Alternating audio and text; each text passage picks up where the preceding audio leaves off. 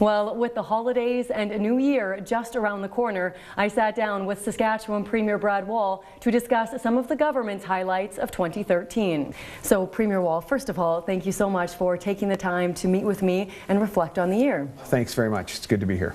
So, the fall session of the legislature just wrapped up in early December. What were the highlights for your government? We've been very fortunate in the province here in the last while to be growing, to be sort of breaking growth records. This year we confirmed that the province for the first time ever is now 1.1 million people. This is important because, well, some in academia and certainly the opposition party, the NDP, have said, they're on the record as saying that this kind of growth was statistically impossible. And I'm not making that up. We weren't talking about finding Bigfoot here. We were talking about population growth at just the national average, 1% a year. And so, not because of what the government's done, but credit the people of this province and the economy. We're at 1.1 million people, and that's very historic. So I think that colored much of the session. We need now to be ready for the challenges of growth. Frankly, that's an area where we could be doing a better job. On the infrastructure side of things, we need to build new schools. We'll be using P3s for that. Interesting debate in the Assembly, sort of an ideological opposition to private-public partnerships from the NDP. But we're saying, look, if we're going to keep up with the challenges of growth and, for example, build schools or bypasses in a way that's efficient, that's timely, that gets the job done when we need it, we're going to have to look at all the options. So that was part of it, and we saw job decreases in natural resources, but overall huge gains because we see gains in manufacturing. That's a diversified economy. We see gains in research and development technology sector, diversified economy, and we see gains in agriculture and transport.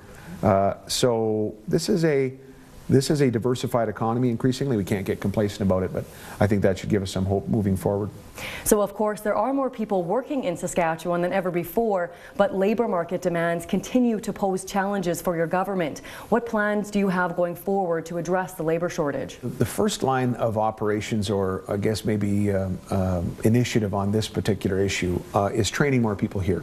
We have Aboriginal employment at a higher rate than the overall unemployment rate. So that's the first place we need to go, and we've improved funding for training in this regard. By the way, since 2007 when we were elected, we've increased funding to the Saskatchewan Indian Institute of Technology, a great tech school, by 48% because they provide programs, and then after that, through partnerships with the private sector, a job for graduates to go to. We also, in this speech from the throne this fall, increased training spaces by 1,000, and we'll be doing more of that. Both for skilled trades and just general for adult basic education, so we can engage more of those who need that skills upgrade to be a part of the economy. We've worked hard with the federal government on the immigration file and are thankful to them. You know, in the last increase in the number of immigrant nominees we're going to be allowed, we got more than our population percentage would warrant in terms of our population to the country's population and the amount of new nominees to the national number they approved. That's now happened twice in a row. So we credit the federal government for recognizing that growing economies need to be able to attract more people under the nominee program. Now, how confident are you that the Western provinces will be able to cooperate on energy-related issues going forward? Are you feeling any more optimistic that pipeline projects like Enbridge's Northern Gateway Pipeline or TransCanada's Keystone XL pipelines will be approved? I think they're willing, pretty hopeful of what looks like sort of agreement in principle between BC and Alberta. We've also offered and continue to offer to be helpful in any way, and if being helpful means shutting up, we're happy to do that as well. But if there's some brokering we can do when there's issues, we'd happy to do that. But I am pretty hopeful. I'm very also hopeful about the West-East pipeline, this reversal. It means capital expenditures in the province. It means actually, we've been supportive of Gateway without any Saskatchewan oil at stake. We've been supportive of Keystone without any Saskatchewan oil at stake because it reduces the differential.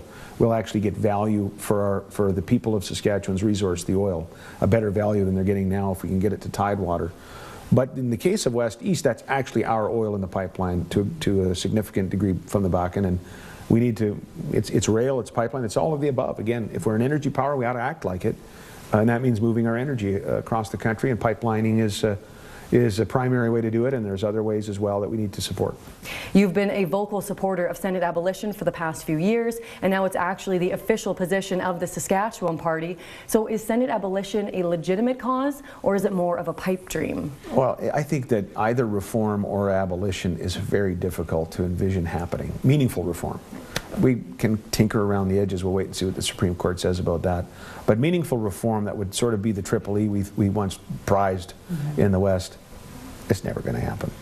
The reason, in part, I moved to abolition as a position is that while I'd never heard a premier of a populous province you would most assuredly need to reform the Senate, either if it's 57 provinces representing 50, or if the Supreme Court says it's unanimity, you're going to need those big provinces on board.